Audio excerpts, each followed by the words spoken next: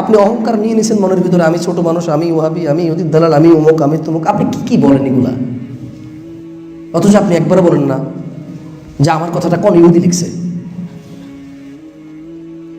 আমি রাফিয়াদান করি, আপনি আমাকে ইহুদির দালাল বলেন, কিন্তু আপনি বলেন না ইহুদি কোন ইহুদি লেখা লিখছে। আমি আমিন বলি, শুনে আপনি আমাকে ইহুদির দালাল বলেন, অথচ আপনি আজ পর্যন্ত বলেননি কোন ইহুদি লেখা লিখছে যার যে ইহুদির কথা আমি বলতেছি।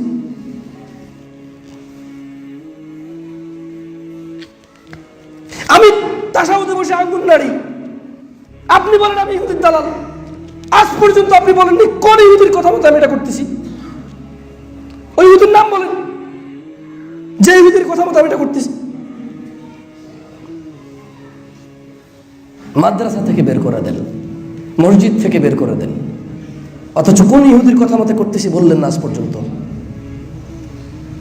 আজ পর্যন্ত বললেন না। কোন নবী আপনাকে সালাতের পরে সম্মিলিত মুনাজাতের আদেশ দিয়ে গেছে? কোন নবী? তার নাম কি? নাম বলেন ওনার।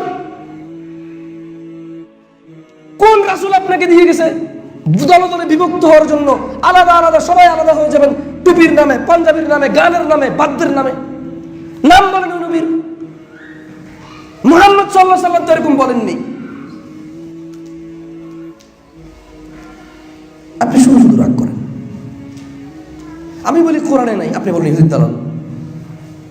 আমি বলি আপনি যেটা করতেছেন আল্লাহ বলেন, আপনি বলেন ইহুদির দালাল। আর আপনি বলবেন যে আল্লাহ বলছে, এরপর আপনি আমাকে কোরআনের আয়াত দেখাবেন, ব্যাস। ইহুদির দালাল কেন বলবেন? আমি যদি কোনো কোরআনের আয়াত অস্বীকার করি তাহলে আমি হব কি? কাফের। কি হব?